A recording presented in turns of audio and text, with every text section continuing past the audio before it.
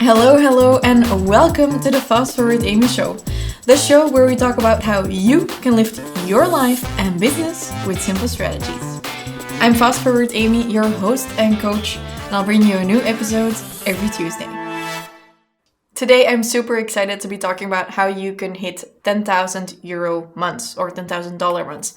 I don't really know, online they're all about 10K months, this and that, and I've made some episodes about it in the past, so I thought today, let's look at this with a fresh view, because I know 80% of my listeners are looking to hit that, at least the people who are listening to me who have their own business and who want to scale it up.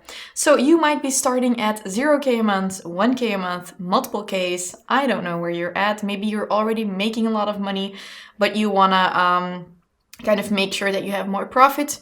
Either way, today I am going to be helping you with that. This is a video as well. You can find me on my YouTube channel as FastForwardAmy, obviously. And if you're listening to me, also nice, welcome. Today is episode 54, and that means that you can find everything I'm talking about in this episode, like the recap, on fastforwardamy.com/54. That means if you are listening, cooking, driving, whatever, you can always just find the information later. There's a link in the description here that will take you to that article, or you can just go there straight away. And I have a little gift for you as well. And it's my 6-figure freedom framework. Through fastforwardamy.com/freedom framework, I'm going to give you the 9 pillars you need to make a 6-figure business. That sounded like I said a 6-figure business. I mean a 6-figure business, meaning 1,000,000. But not that last one. I was just making fun of myself. I mean 100,000 or more, or multiple 100,000s. It's very American. So I'm from Belgium. Don't talk about I speak very American English, let's be honest. But it's very hip and happening. Build a 6-figure business, build a 7-figure business. I am a 7-figure business owner. But in Belgium and our regions, it's not always known what that is. So basically it means 6-figure business, you're making 100,000 or more a year. 7-figure business is $1 million or more a year. I'm the proud owner of a 7-figure business. Hope to make it a multiple 7-figure business. I totally went off track, but what I wanted to say is I created a framework for you where I explain the 9 pillars you need to create your own 6-figure business. And as you're listening to this episode about 10,000 months, I guess you'd be interested in that too. More on that later. Why am I creating this episode? I'm not gonna lie. One of the biggest reasons I'm creating this is because tomorrow the pre-order starts for my Business Freedom Elevator. And that means we're not starting a program just yet, but we are opening the doors for a very limited amount of people so that they can get in at a discount and start later on in the new year. I'm very excited about it because the program is like my baby. And as we were planning for the podcast episodes, I thought, okay, what does my audience want to know? And most people who get into the Business Freedom Elevator are looking to hit 10,000 euro months or $10,000 months. So there you go. I'm creating this because I thought that would get you through the door. No worries today. I'm not going to be pitching you, talking to you about, please buy my program. I will say that if you want that, my program is the best fit ever. But I'm just going to be walking you through a bunch of steps. As we are recording, I look at 1, 2, 3, 4, 5, 6 steps that I'm going to be talking about. And I'm going to do a this versus that today. So let's get started. As always, all the information can be found in the description. So if you're listening, watching, whatever, in the description under or attached to the episode, you can find all of the details for the waitlist of the elevator as well. Whew, that was quite a lot. So one of the first mindset shifts you need to hit a 6-figure business or 10,000 months, I'm going to say 10K months from now on, is you need to start thinking long-term instead of short-term. I know, not sexy. I could make a lot of jokes about long versus short. I'm not going to do that. So happy that I had to rate this podcast as explicit content. From the moment you say shit or fuck one time, it's explicit content. I also know I swear a lot on camera. I'm very sorry about that. It's this thing that happens once someone is recording me, audio, video, It just happens. Sorry. So, long versus short-term thinking. When you're thinking short-term, you're always thinking about where can I get my next paycheck? Where can I get my next 100 euros? I used to do this and I was super overworked and I was like, oh, I can get this client or I can do that assignment. Believe it or not, I was once even a model for someone because I looked really cozy with sweaters and they hired me as a model. And I got like, I think 100 euros for that, but I was already super overworked in my business. And in hindsight, I should have used that time either for my own business or to just sleep a little bit more instead of going for that short-term goal of those 100 euros. What I want to say by that is if you have a long-term goal of you want to build a business that does multiple six figures a year, for example, or you want to scale up to 5,000 a month, 10,000 a month, 20,000 a month, then you're going to have to give up some stuff for that and really focus on your long-term goal. That means that sometimes you'll take a step back, or it will feel like taking a step back, like saying no to the 100 euro offer so that you can either recharge or work on the stuff that will actually make you 1,000 euros. You'll take 2 steps back to take 3 steps forward. And I truly believe that this is one of the core skills or traits of any successful entrepreneur, that they can think really, really long term. So create this vision for yourself. Make sure that you know what your long-term goal is. And as you're working on that and you encounter short-term things, ask yourself, does this contribute to my long-term goal? Right? For example, for me, this was hiring an assistant before I was really ready because I knew then I could work on my business instead of being in my business the entire time. This means investing in systems before you're ready. This means saying no to certain things because you know they're not your ideal fit or they're not your long-term clients or it's not your long-term goal. There are many ways in which this can appear in your business, but if you are overwhelmed and spending a lot of time on a lot of different things and you're like, did I make the right choice by putting that in my calendar? Probably not. And it was probably due to short-term instead of long-term thinking. So tip 1 or mindset shift 1 is think long-term instead of short-term. My next this versus that is 20/80. Most of us, many of us, almost everyone, we tend to spend 80% of our time on stuff that isn't moving the needle. And if you've been following me for a while, you must be sick of me saying this. If you're a client of mine, you could actually just stop listening because you know what's going to come up. The 80-20 principle is one of my absolute favorite principles. And the 80-20 principle, I think it's also called the Pareto principle. Is that how you say it? I don't know. It's about the 80-20 rule. And it basically says that 20% of your input will determine or define 80% of your output. This means that 20% of your clients or customers will bring in 80% of your revenue. 20% of the stuff you do on a daily basis will actually create the biggest output. For example, if I am recording videos for a full day, which is 1 day of my week, that day is the most impactful I've been all week because those recordings can be used a lot and they will attract a lot of customers. So me recording a full day of videos is great. That's a great use of my time. Now what happens most of the time is there will be certain things that are actually moving the needle in your business. Like, for example, focusing on sales.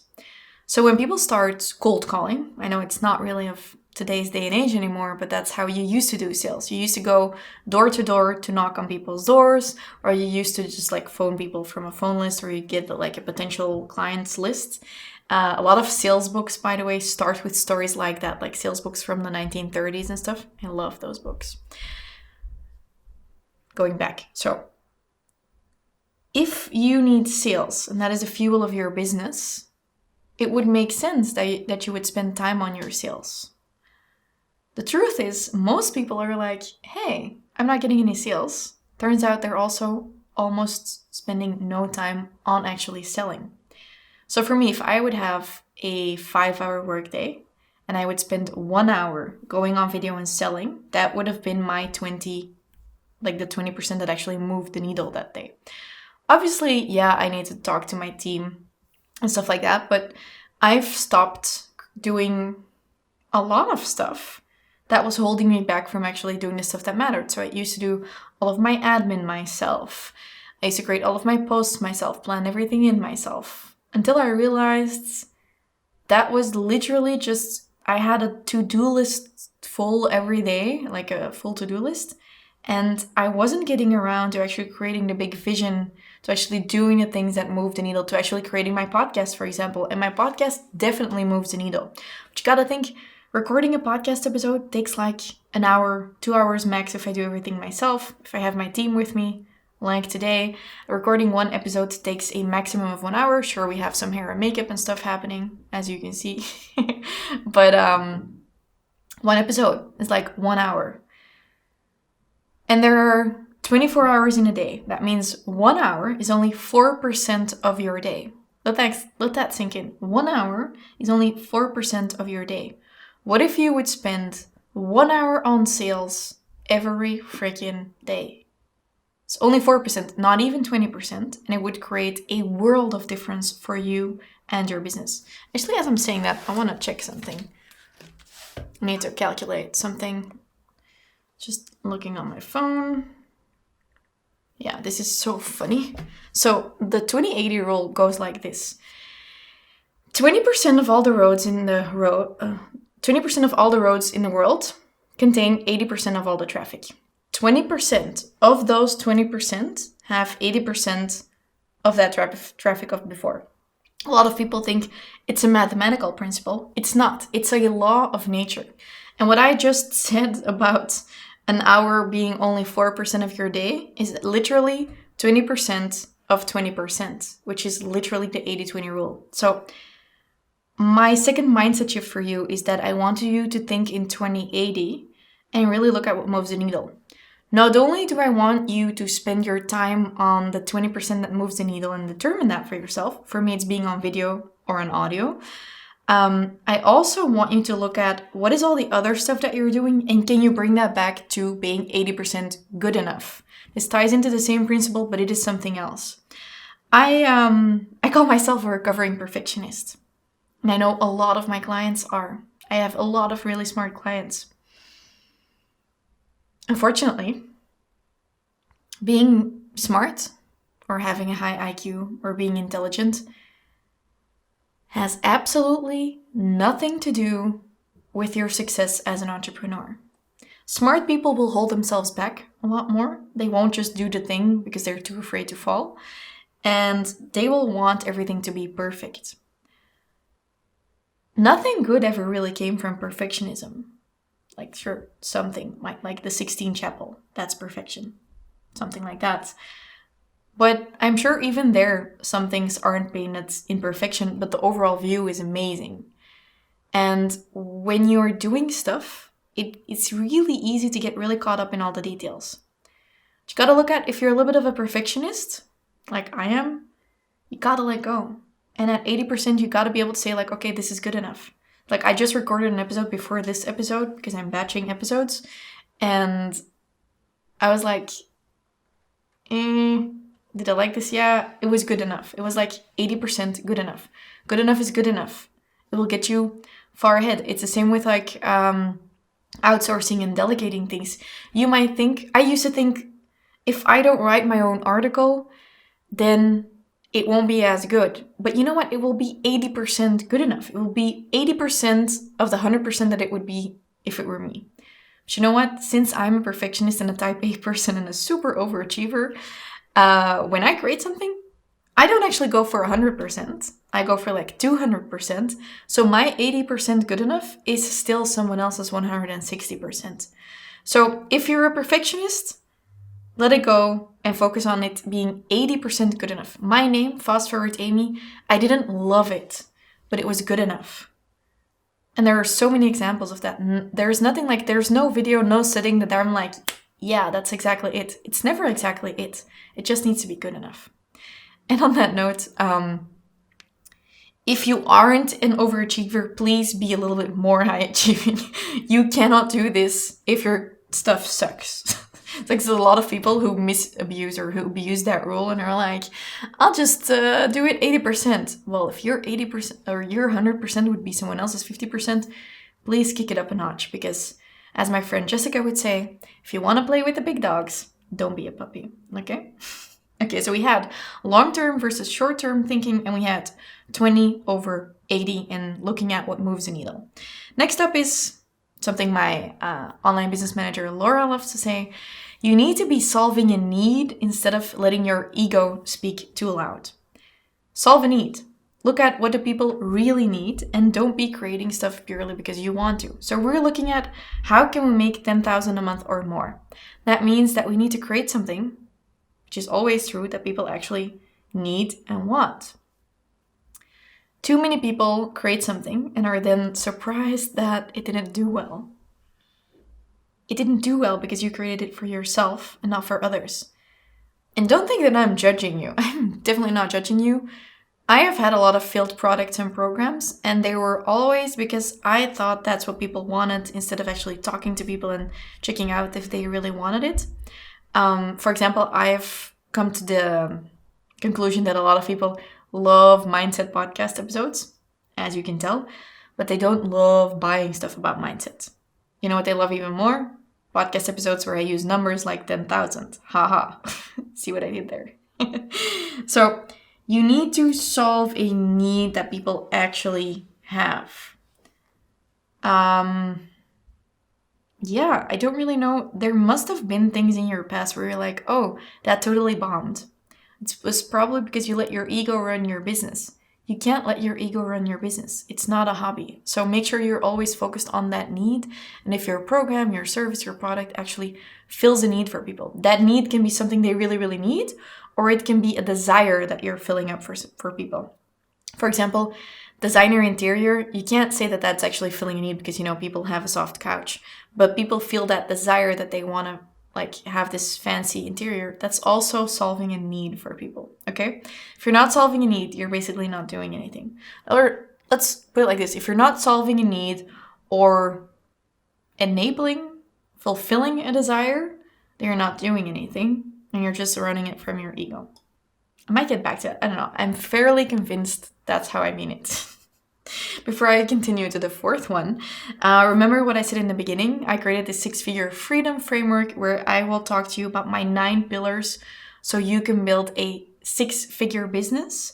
Head on over to fastforwardamy.com/freedom framework if you want to go and grab that.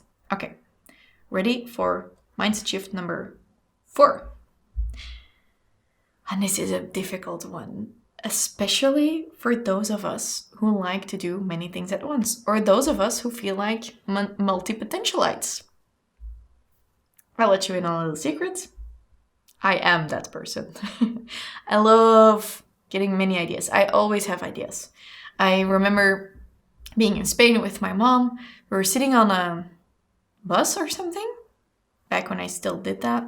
I really dislike public transportation. It has to do with me being super highly sensitive, and I just get so mad whenever I'm around many people in a very close environment and they smell and they're annoying. It's probably why I have an online business. It's funny when I say stuff like that, I sound like a super obnoxious person. I really don't mean it like that.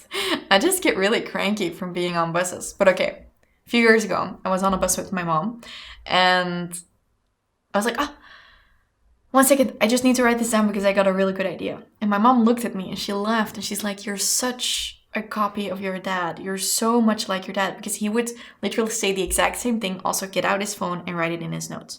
I always have so many ideas. But having an idea for a topic or a project or a product doesn't necessarily mean you need to make it. If you want to hit 10,000 months or more, you need to be focusing on one thing. Okay, if you have products, that doesn't mean focusing on one product necessarily, but maybe on one style of something or one target audience. But if you're offering services, what so many people do is like, I have a web shop of notebooks, and then I am offering social media consulting, and then I'll also wash your car, and then I'll also come and pet your dog. This is not a good business model. You might be hitting 10,000 months doing all of that, or 10K months, but it's not sustainable. You're gonna burn out really quickly. Whereas if you focus on one thing, you can start and sell it for 2K a month, and then 4K a month, and then do more and more and more. I don't mean jack up the price. I just mean sell more of the same thing, because you'll either be able to sell more to the same people or sell the same to more people. I want you to focus on one thing first before you start adding a lot of stuff to what you do. Now, there is one disclaimer that I have to give. If you're getting started with a business, that takes more time. For example, often product-based businesses take some more time, especially when they're your own products. It might be logical that as you are building that income, you supplement it with an income that you're getting from a service. Like, for example, building out your web shop and giving social media consultancy. But don't do that if it's like, this isn't working, I'll keep doing this, and then add something else, and add something else, and add something else. Focus on one thing and make that boom. You should be able to hit your 10K months with one sole thing. I've talked about this before in the 10K roadmap. It's all about your core offer. That means the mindset shift you need is that you go all in on one thing and then stack on more when you've hit your goals for that one thing. It also means repeating the one thing. I will launch the same program over and over and over again, tweak it, but every time I'm launching the same thing. I did that for 4 rounds of my Business Freedom Mastermind, for example. Okay, so I hope that was clear. Focus on one thing versus focusing on many things. Do the many things once the one thing works, more or less, or a maximum of 2 things, okay? 5th up, put your planning over your to-do lists. I used to be the queen of the mother effing to-do lists. I would have so many lists. I also have lists here. My parents will always make fun of me that I have so many lists. But right now, I don't have that many lists anymore. Okay, granted, I'm not focused anymore right now on 10K months. I'm looking more at multiple hundreds of K months. I don't know how you say that. But even before, I remember having this huge ass to-do list. And I was stuck at a few K a month. By the way, as I'm saying this, I hear myself sounding so superficial. I don't mean it that way. I just want you to gain financial freedom. I'm not talking about like stripping other people away from their money. I'm talking about how you can serve more people with your products, with your services. And yeah, sure, let's make some money doing that. Okay, so I was stuck at a few K a month. And it would have been a moment where someone else would have been like, it's not the time yet to hire someone. By the way, that's actually what people told me, like, it's too early to hire people. But I felt like I was stuck. And I always had so many to-dos, but I also felt like these are just things that need to get done. I don't necessarily need to be that person doing the same things over and over and over again, like creating links and forms and email sequences and landing pages, all of that. Once you kind of figure out what you're doing, you can start duplicating that or making guides. Like, I might be the creator of a guide, but I don't need to be doing the layout and filling out, like, I don't even need to be writing it. Someone could write it from my voice. Anyways, I decided sticking to a plan was more important than getting all of my to-dos done, because the planning allows you to move towards your goals. And most of your to-dos on your lists are not necessarily something you can uniquely do. So my 5th tip here is put your planning over your to-do lists, and that might mean that you need to automate some systems or that you need to delegate some stuff to a virtual assistant. Your planning and knowing where you're headed the upcoming months, that will gain you so much more clarity and money than actually spending your entire day in your business. Creating a plan and sticking to it ties into the long-term thinking. Working on your to-do list is only working in your business. Does that mean you won't have a to-do list of stuff you need to do? Sure. No, it doesn't. Like, it can happen that you have a day where you're like, I'm just going to work through all of these things. I have stuff I need to do. I need to record podcast episodes. I make outlines for episodes.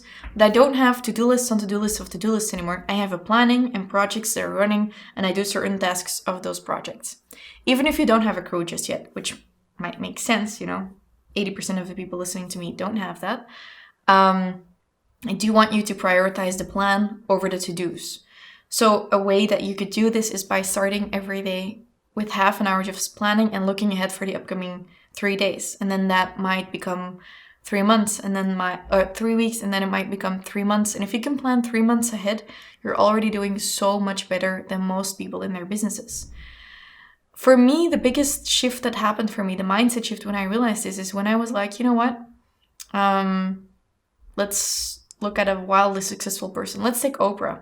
Do you think Oprah doesn't know what she's doing tomorrow? Do you think Oprah will say yes to an appointment when someone asks her right now for next week? Of course she doesn't. She has her priorities set in her planning, and if she's publishing a book in a few months, her team might say yes to something, a show that will advertise for her book in 3 months' time. But if she doesn't know she's launching the book, then she doesn't know if she can say yes, whatever. It all ties in with each other. So create a plan for yourself.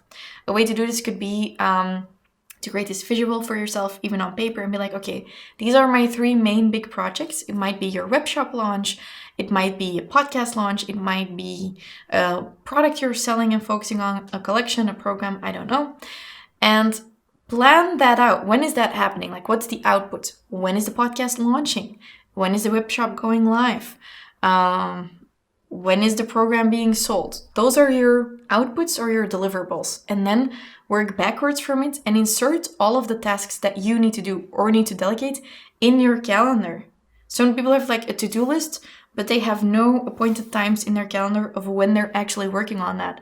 And that is when you end up like I used to end up, where you have all of these great ideas, but nothing is getting done because you can't stick to your plan. And the main reason you're not sticking to your plan is because it's not realistic and it's not all filled out. So put your planning over your to-do lists, and then your to-do lists will totally work themselves out much easier.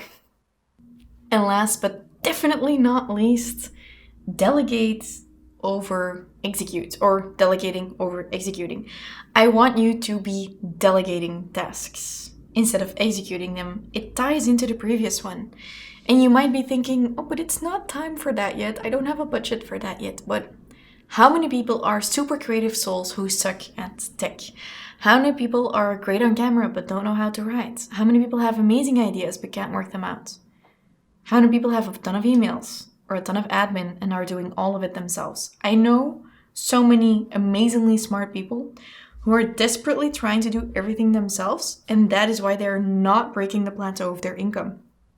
If this is the case and you're like, I'm fully booked and I'm selling well, I just don't have more time, whereas because my time is going to shitty tasks, delegate. Could be, again, delegating to a system, delegating to a person. Doesn't mean you have to hire someone full-time. For a couple of €100, a couple of €1,000 a month, you can already hire someone. You can hire a freelancer for like 500 or 1,000 euros a month who can help you out with some bites of admin. Hire someone for 1 hour a day. There are a ton of VAs out there. You don't even need to look for a VA specifically, just someone who wants to support you in those tasks. Because guess what? The things you're not good at or you don't like doing that are not your zone of genius, they are someone else's zone of genius. And this is what really flipped for me. The mindset shift it made for me is that I always thought like no one will want to do this stuff, so I'll do it. Or like I can do it, so why outsource it? Because other people love doing that and I love creating videos. So it made sense that I got more time to create videos, which would actually be bringing in revenue for me and like impacting people, while someone else took over the stuff I didn't like and they did like. So consider delegating over executing. It might just be delegating household tasks. If you're this super ambitious person and you want to hit your new goals and you really hate cleaning and you are spending 8 hours a week on your household, I don't know, cleaning and other household stuff. It's clear that I don't do a lot of that. I want to say delegate that as well.